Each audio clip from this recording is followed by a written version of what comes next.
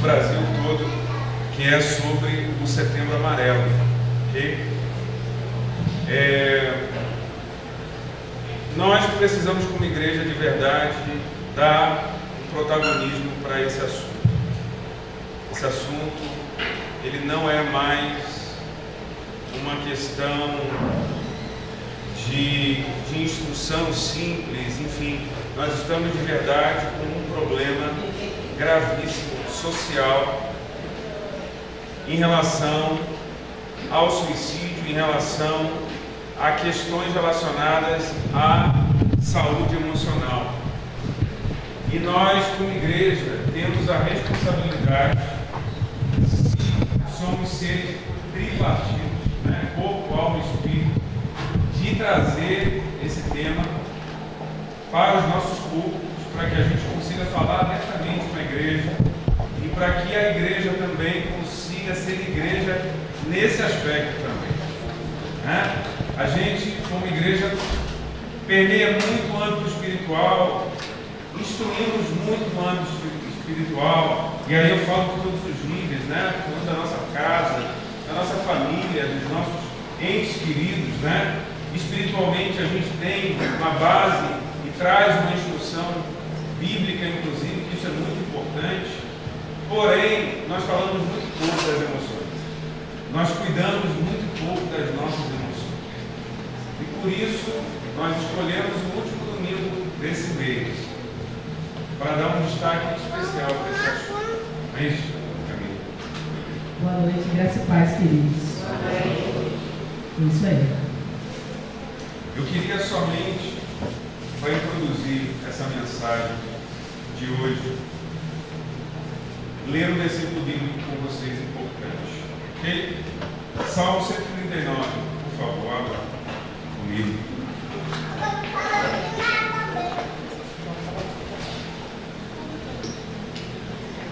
Salmo 139 diz assim: Senhor, tu me sondas e me conheces. Acho que nós oramos isso aqui hoje, né? Alguém orou o Salmo 139 aqui? Sabes quando me sento e quando me levanto. De longe percebes os meus pensamentos. Sabes muito bem quanto trabalho e quanto descanso.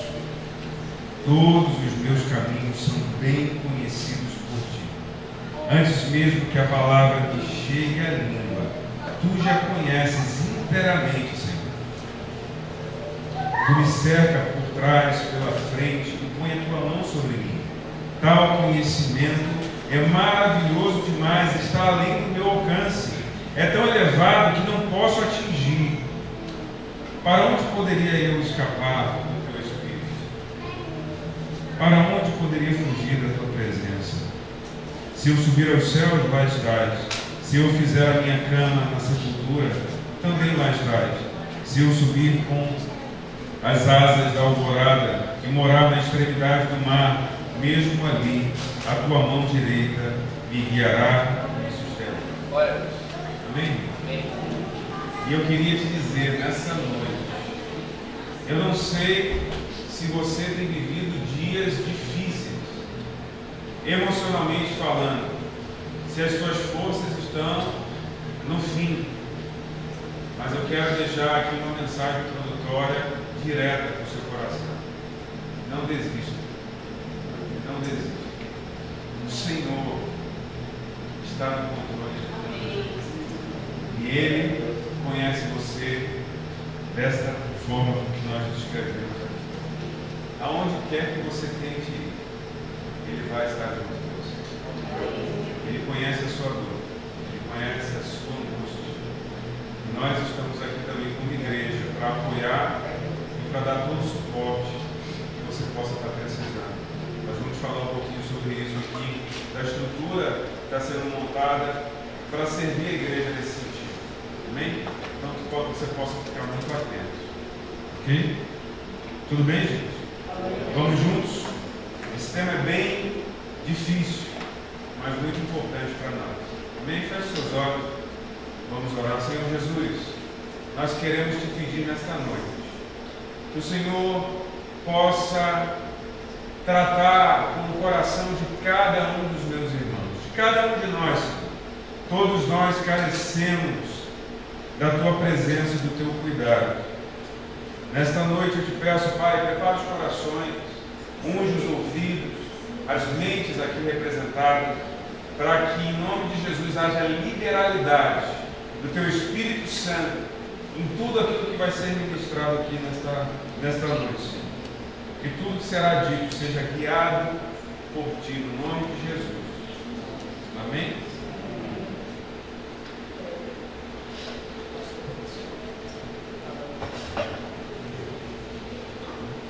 Glória a Deus. O pastor começou a falar de uma linguagem terapêutica e espiritual, mas agora eu vou falar uma linguagem mais técnica. Depois a gente volta no movimento terapia e espiritual para aplicar sobre a tua vida, tá certo? Só para dar um norte para você, o Brasil é um dos 10 países do mundo, está incluído os 10 países do mundo com quantidade elevada de casos de suicídio. A cada 45 minutos uma pessoa se suicida no Brasil. E daqueles que tentam e não conseguem, vão tentar mais 20 vezes. O Setembro Amarelo foi criado nos Estados Unidos, você sabe, depois da morte daquela menina, né? Acho que é Mike que chama, vou aprender inglês. Felipe, cadê Felipe? Vou aprender inglês, Felipe. Mike M, né, que fala. Ela tinha 17 anos, tinha um sangue amarelo, ninguém percebeu, porque às vezes não dá para perceber realmente, tem que observar muito. E eu vou falar alguns pontos sobre isso daqui a pouco. E ela se suicidou e a família ficou tão chocada com isso que começou a distribuir fitinhas amarelas, objetivando conscientizar e sensibilizar as pessoas para olharem mais para os seus familiares, observarem mais os sinais, as coisas. E aí esse movimento se espalhou pelo mundo. E dia 10 de setembro é o dia de uma campanha mundial, vamos dizer assim, para combater mesmo o suicídio. E por que é tão importante a igreja falar sobre isso? Por tantos casos que existem no Brasil, infelizmente, atualizando as informações estatísticas, a maior incidência se voltou para a América do Sul, América Central e Europa Oriental, e está sendo inversa nas últimas décadas, que antes a gente tinha incidência muito maior em países desenvolvidos. Hoje nós estamos vendo países como no Brasil. Um outro ponto alarmante é pontuar que o Brasil é um desses 10 países e nós somos brasileiros que estamos no Brasil. Então nós como igreja não podemos nos calar, nós como igreja não podemos fechar os olhos, tapar os ouvidos e fazer de conta que isso não acontece, e fazer de conta que isso não existe. E os estudos dizem, né, que existem vários tipos de fatores sociais, culturais, familiares e fatores psicológicos. Há também que se acredita em fatores genéticos. E é importante destacar que toda pessoa que pensa em se suicidar, você não pode trabalhar na probabilidade de que se ela pensar, que se ela falar, não vai fazer. Você tem que trabalhar na possibilidade que ela pode fazer. Então você tem que realmente ter um olhar e um ouvido de escuta detalhado, sem julgamento, sem mimimi, como diz o adolescente, sem minimizar, sem desfazer do outro, mas acolher o outro, acreditar que ele está enfrentando algo que talvez ele nem saiba falar sobre isso, mas que você está ali para abraçar e acolher aquela pessoa. Não dá para pontuar detalhadamente, quando a gente entra no contexto psicológico, o que pode levar uma pessoa a pensar em suicídio. Existem vários fatores, e aí quando a gente entra na questão da individualidade e de questões familiares, por exemplo, existem vários fatores que podem ter acontecido na vida do indivíduo, desde a gestação, da infância ou até mesmo da adolescência, que a pessoa vai carregando, chega na fase adulta e não sabe lidar, não sabe nem compreender direito por que vem tais pensamentos, por que desencadeia tais gatilhos. Pode acontecer que, olha, eu estou vendo você aqui hoje, puxar sua orelha. Pode, tá filmando, corta essa parte agora. Pode acontecer, eu estou fazendo a brincadeira para amenizar, porque esse assunto é muito pesado. Pode acontecer que a pessoa tenha um norte do que realmente esteja acontecendo. Talvez ela traga isso até em terapia, traga isso para a família. Mas ela não sabe controlar quando vem o gatilho. Ela não sabe lidar quando é que vem o gatilho. Ela pode não saber lidar quando vem aquilo que dá um start e ela não saber E eu queria aqui também desconstruir o mito do demônio. Quem por muito tempo acreditou que era demônio, levante a mão, fala a verdade. Ainda tem gente que diz isso. Tem gente que me pergunta: irmão, não está endemoniado não? Então vamos lá. Para a gente entender essa construção do mundo espiritual, para a questão de possessão, eu preciso pontuar isso aqui, antes da gente entrar nas outras questões. É importante a gente pensar que uma pessoa de Deus, como eu, de Deus, cheia do Espírito Santo, eu já pensei em suicídio várias vezes. E assim, o demônio está dentro do meu corpo? Não. Foi incorporada? Não. Aonde você percebeu em algum momento, Camila, que o demônio, vou dar exemplo de mim, que o demônio falou alguma coisa na minha mente, ele soprou de fora? Entende? Ao derredor. Mas isso não significa que a atuação, que o processo da depressão é obra de libertação, que a gente tem que passar óleo, que a gente tem que fazer campanha, orar e vai resolver. Não. A gente tem que levar as coisas com mais seriedade, com mais amor, com mais afeto, com mais cuidado. Antes da gente tratar o irmão como um irmão em pecado, que é típico da teologia, eu já sei a mesma coisa que eles falam, né? É típico da teologia dos irmãos de Jó. A pessoa está em pecado, a pessoa está em depressão e tem suicídio por causa disso. Não. Antes de você ficar tentando construir a vida espiritual do outro, só acolhe. E não pense que é demônio. E não rotule a pessoa como um crente sem fé. E não rotule essa pessoa como um cristão, pouco cristão. Está desviado. Está dentro da igreja e não serve a Deus. Como é que pode? Não traga esses rótulos. Porque, de fato, do direito, o processo é muito mais profundo do que o que você pensa. E está mais envolvido nas questões da alma do ser humano, da mente do ser humano, do que de fato de direito de um contexto espiritual.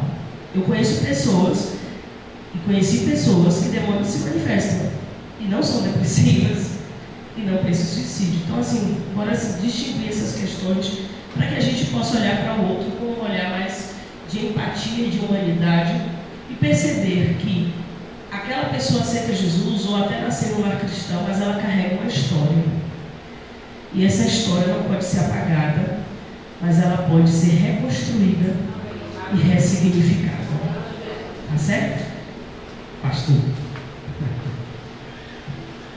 É isso, irmãos. Isso que Camila comentou. Cada um de nós temos uma história. Cada um de nós temos experiências vividas, registros fortes, positivos e negativos, né? E só quem tem de fato a capacidade e a dimensão deles é você e o Senhor. Por isso, criar uma comunidade em que nós consigamos abordar esse assunto de uma forma lúcida, de uma forma tranquila e leve, né? Isso é muito importante para que a gente acolha as pessoas.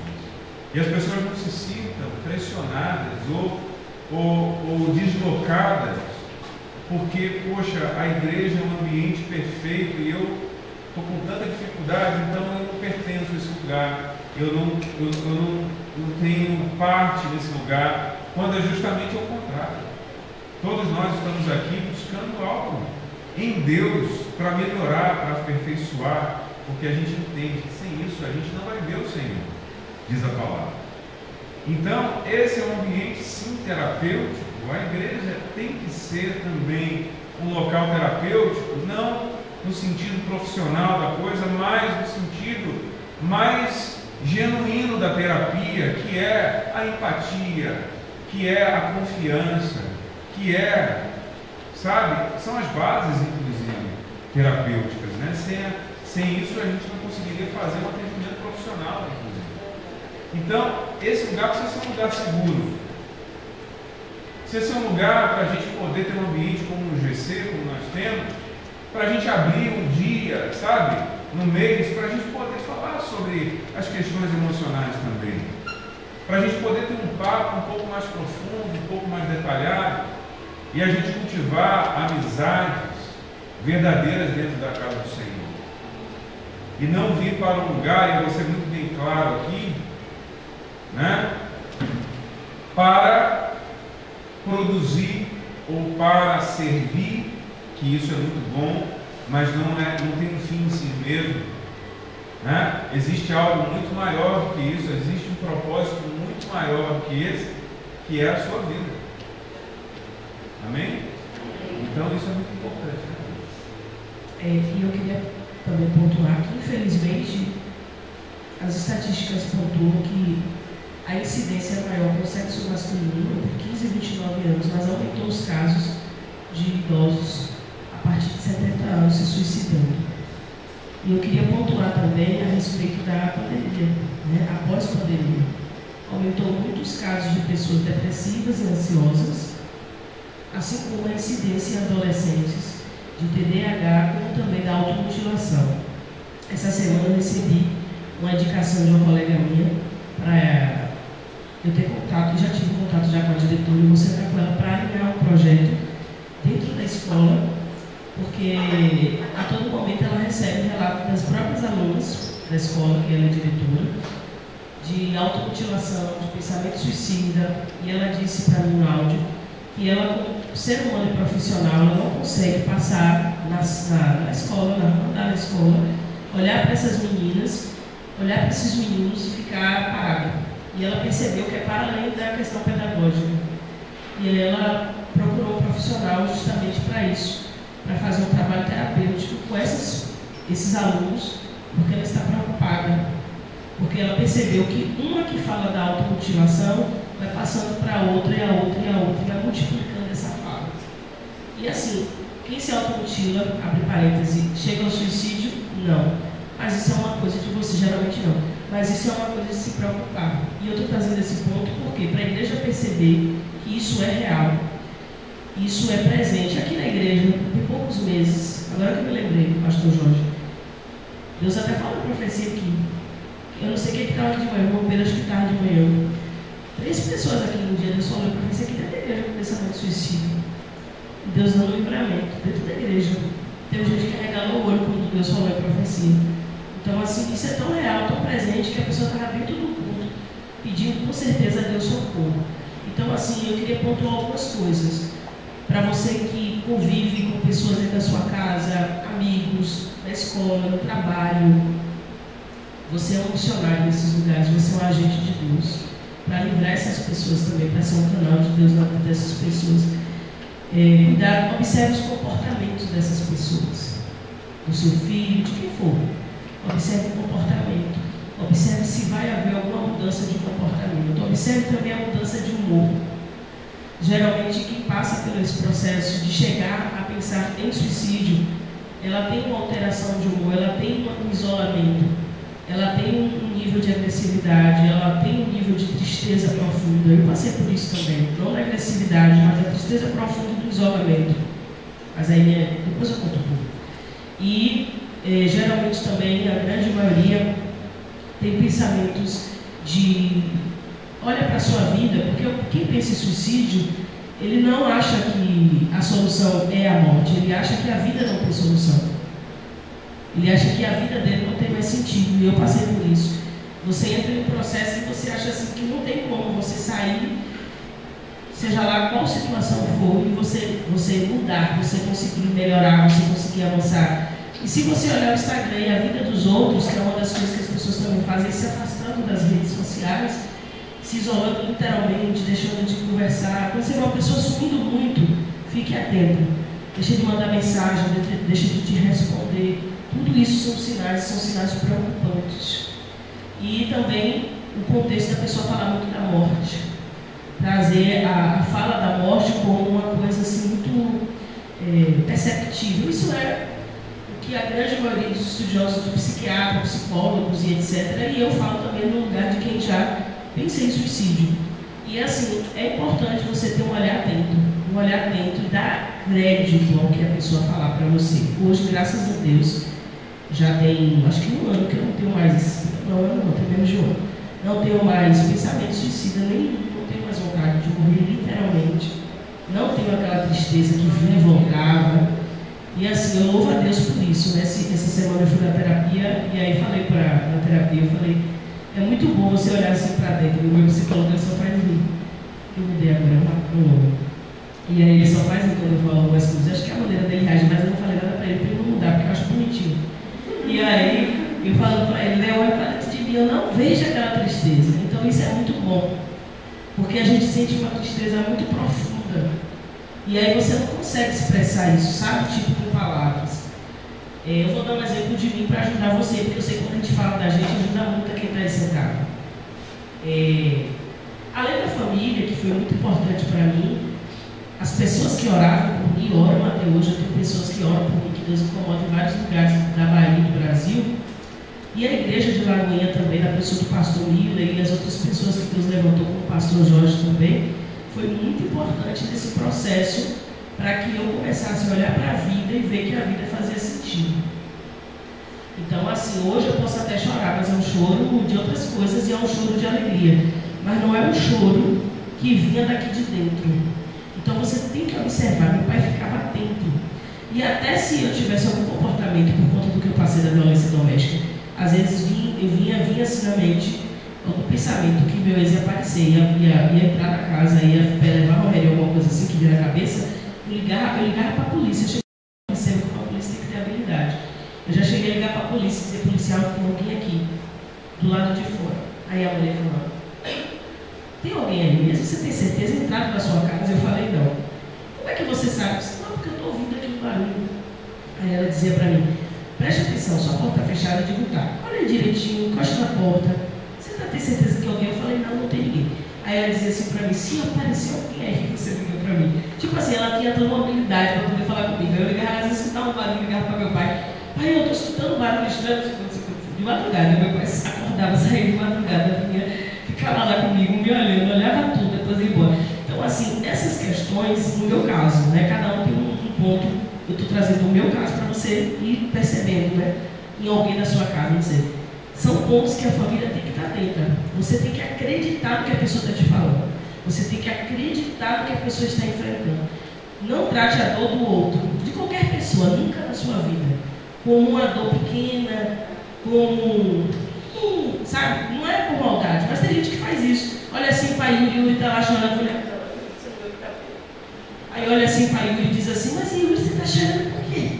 Você está assim triste, você quer ficar de cara para a vida, isso aqui. Essa é um carioca falando. Não faz assim, muda a forma de falar. Yuri, o que você gosta de fazer? O que está acontecendo? Pode tomar um sorvete? Você gosta de comer acarajé? Leva logo para comer, porque comer dá a sensação de prazer, né? Porque as 3 formas de prazer, uma delas é orgasmo, comer e comprar. Então, comprar vai gastar dinheiro. Se você tiver para pagar, vai vir a fatura e você pode ficar com dívida, né? Então, leva para comer um bolo, uma coisa que a pessoa gosta, leva para dar uma volta na praia, mas não trate a dor do outro, o momento do outro, como se fosse... Não tem sentido. Entende? Trate com seriedade, com amor, com acolhimento. Segure na mão dessa pessoa, para que ela saiba que ela não está sozinha e que ela pode sim ressignificar a vida dela, que esse é o nosso propósito aqui hoje. Tá bom? Eu queria trazer a atenção de vocês para um caminho que nós vamos percorrer nessa noite, ok?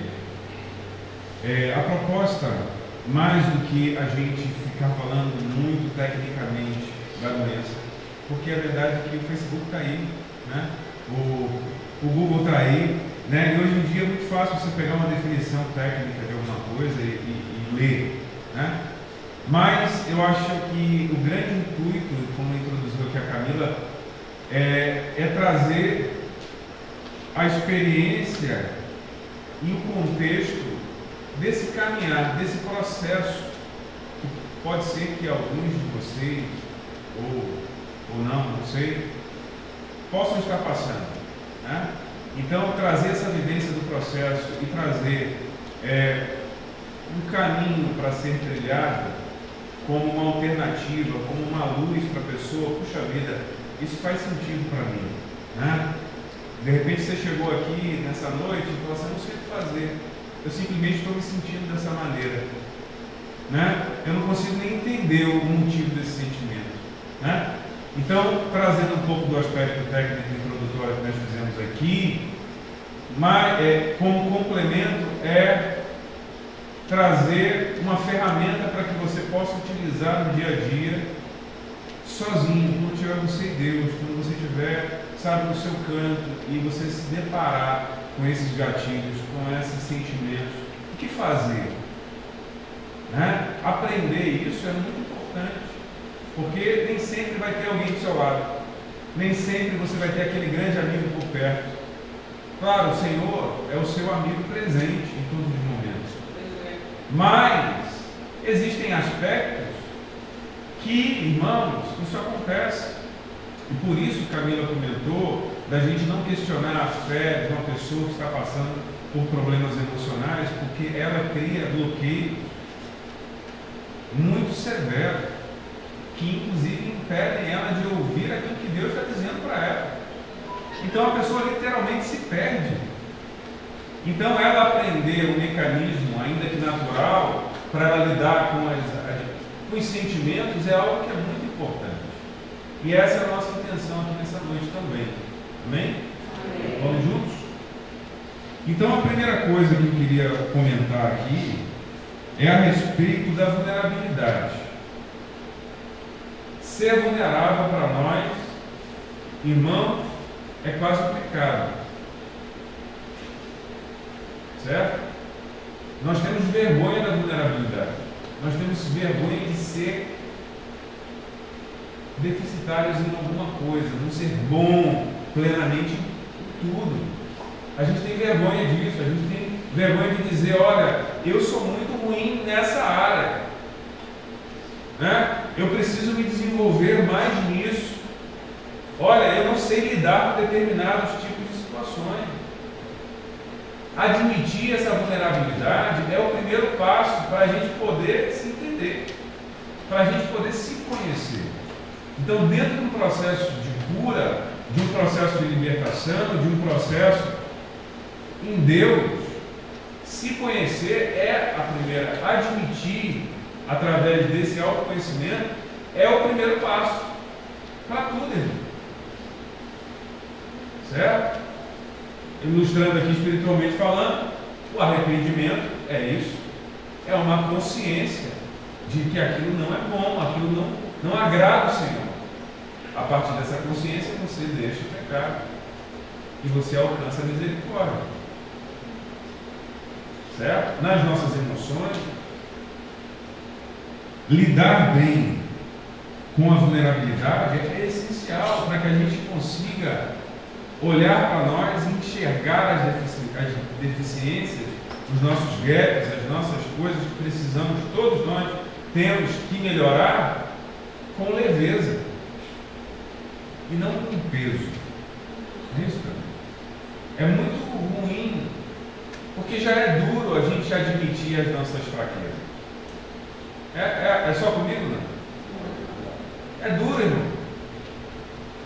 Então, assim, imagina você ser a pessoa que vai, nós falamos isso aqui outro dia no culto, ser a pessoa que vai atirar a segunda pedra, que a primeira é inevitável. Agora, você atirar a segunda, você ser aquele que vai atirar a segunda em você mesmo. Então, por que nós somos tão incompassivos com a gente? Né? Às vezes a gente é tão misericordioso com o próximo, mas com a gente se cobra muito. Né? Eu não estou aqui dizendo para que a gente entre num estado de letargia, né? E de negligência, não é isso. Mas a partir do momento que você entende que tem uma dificuldade, ok. Quem é que está pronto aqui, irmão?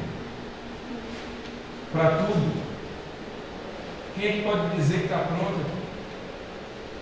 Quem é que sabe o que vai acontecer amanhã? Ninguém sabe o que pode acontecer amanhã. Pode acontecer uma situação tão difícil que você não vai saber lidar com aquilo, e tudo bem.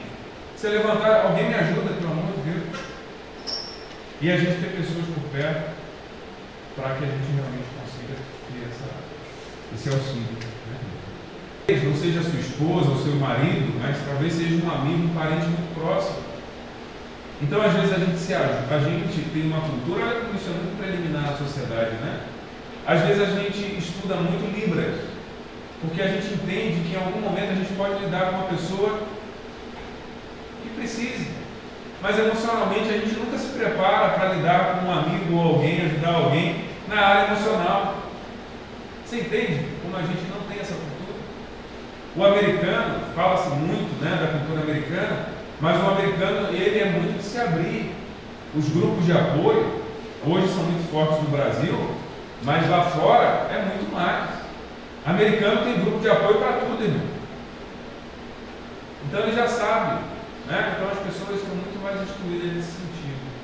Então, em nome de Jesus, de novo, aceite a sua vulnerabilidade, exponha a sua vulnerabilidade, fale abertamente sobre ela.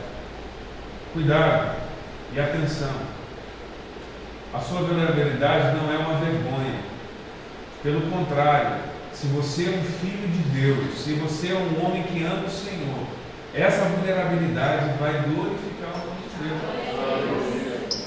E o Senhor vai transformar isso que era para ser uma maldição na sua vida em bênção. E o diabo vai se virar aí no capote, mas ele vai ter que engolir que até isso Deus vai transformar em bênção sim. Mas a gente precisa ser o primeiro a perder a vergonha e falar com o peito aberto. E eu queria tocar nesse assunto aqui, muito importante, que as pessoas também não falam. Nós perdemos um amigo, um irmão muito querido recentemente. E as pessoas nos indagam muito sobre o porquê e os porquês. Irmãos, de verdade, eu ouso dizer e falo muito abertamente, eu tenho um orgulho muito grande de ter conhecido Herbert, de ele ter sido meu pastor, de ele ter sido um grande amigo da minha família. De verdade, com orgulho.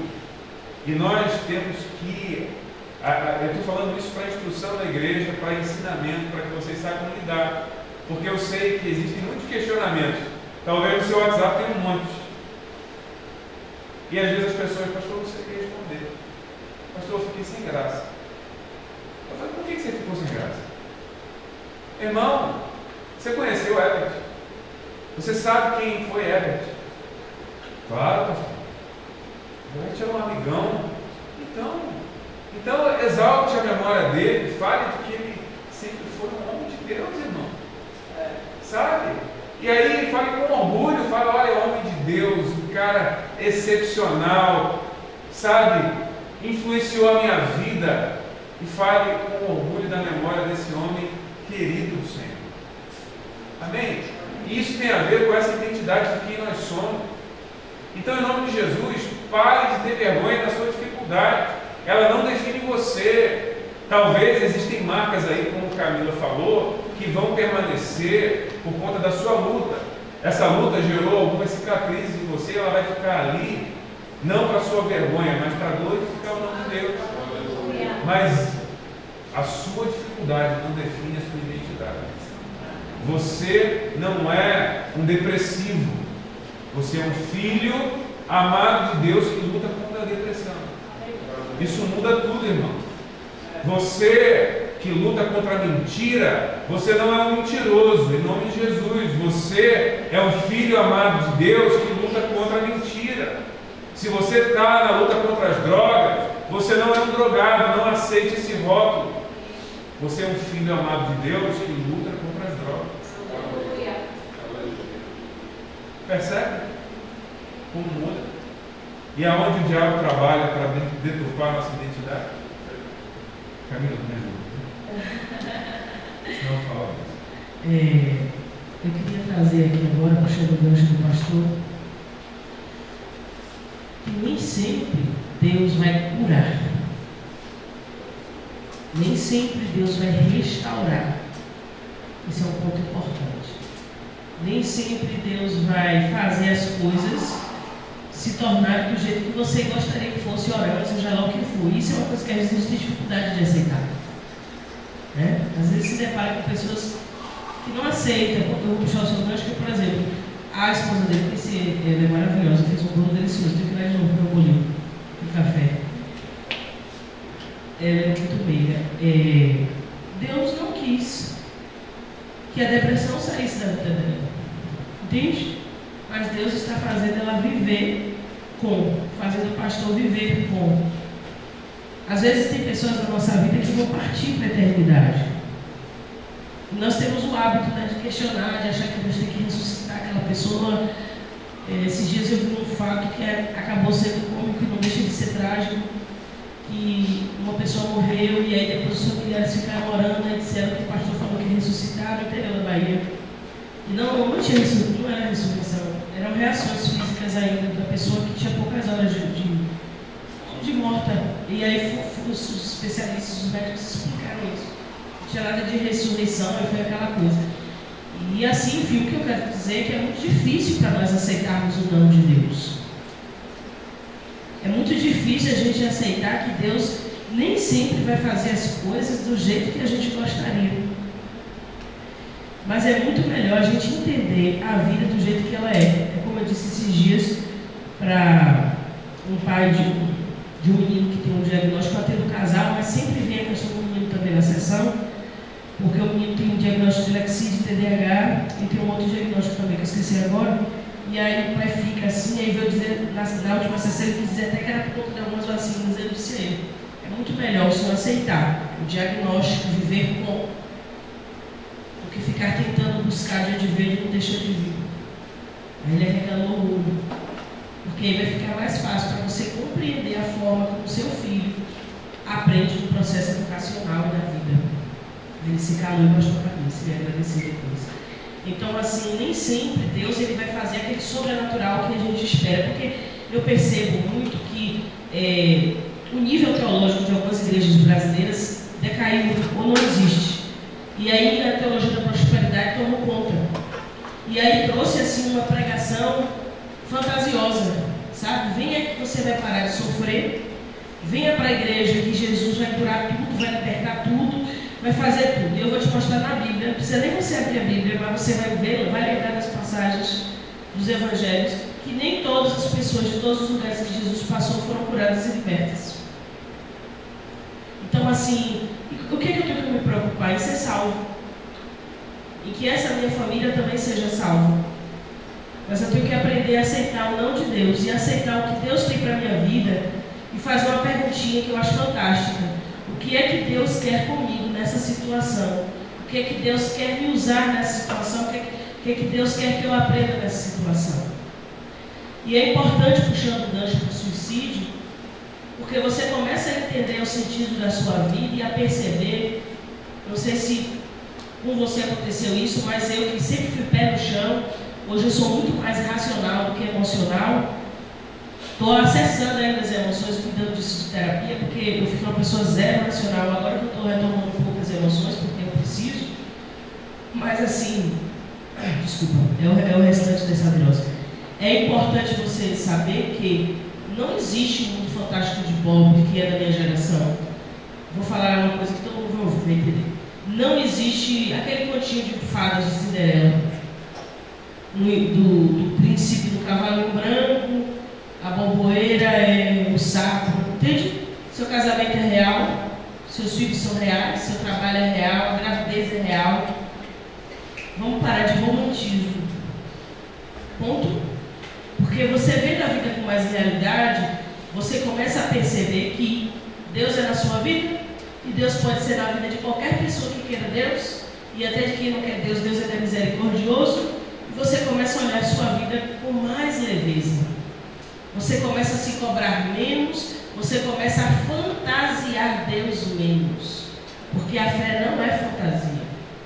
Ah, mas a fé é aquilo que se espera e a prova das coisas não vê, mas não é fantasia. Faz sentido para vocês? É uma coisa real. Então, assim, é muito mais importante você perguntar a Deus o que Deus quer para você. Isso é muito difícil. Porque quando Deus disser para você o que Ele quer para você, nem sempre vai ser o que você quer ouvir. Mas vai te ajudar a não alimentar a dor, a tristeza, a ansiedade. Hoje mesmo vou dar um exemplo de mim. Eu fui para um almoço, não sei o quê, tinha umas irmãs lá, tinha uma irmã que é profeta, e não sei o quê. Acabou que a mulher que é mais escada de oração.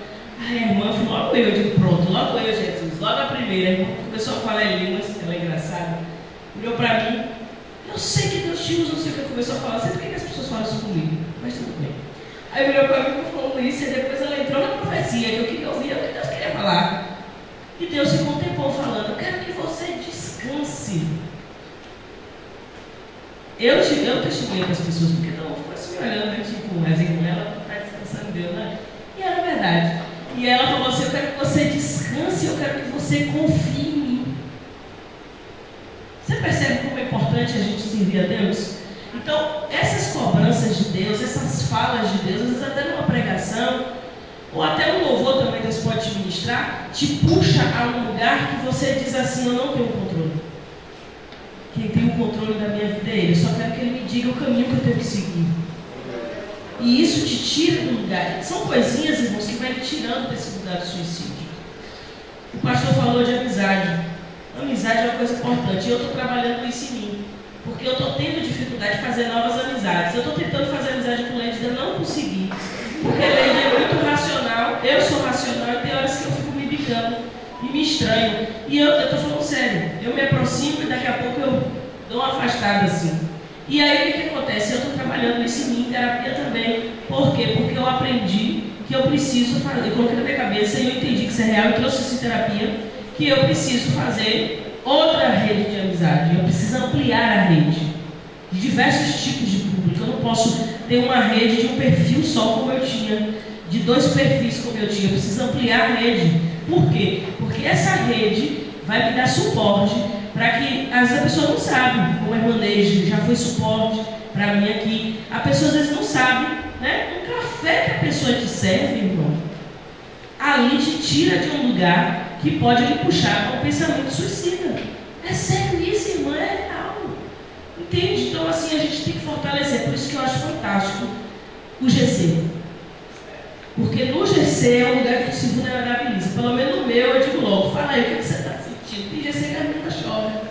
Por quê? Porque eu digo mesmo, tem que falar. Não pode sair daqui do GC, não. Pode chorar, não tem problema nenhum. Depois a gente enxuga as lágrimas, sorri, come e vai embora. Você percebe? Porque nos pequenos grupos, é o momento que você tem como fazer uma comunhão, dali já sai um restaurante, dali já sai uma pizzaria, se for comer, comida chinesa me chama.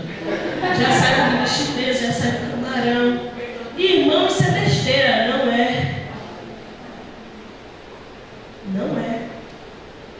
E isso fortalece você, no sentido de você saber que você não está sozinho. Você percebe isso? Olha para a pessoa que está do seu lado, alguém que talvez você não conheça, ou que não tenha muita intimidade. Marido e mulher não tem graça, né? Mas tem cara de mulher, né? Eu estou vendo você com o Ema. Eu esqueci o nome dele, mas é seu. O Ema. Vira para a pessoa que está do seu lado e diga, eu quero ser seu amigo. Você quer ser meu amigo? Vira para outra pessoa que você nem conhece. Faz igual quando a gente fazia na primeira infância, lembra? Eu chegava no clube e dizia, oi, tudo bem? Meu nome é Camila, qual é o seu? Eu perdi isso, gente, ao longo da vida. Eu estou tentando resgatar isso. Porque a gente tem que ter vários tipos de amizade de vários níveis. Do nível mais profundo, do nível mais raso. Mas ninguém chega a lugar nenhum sozinho.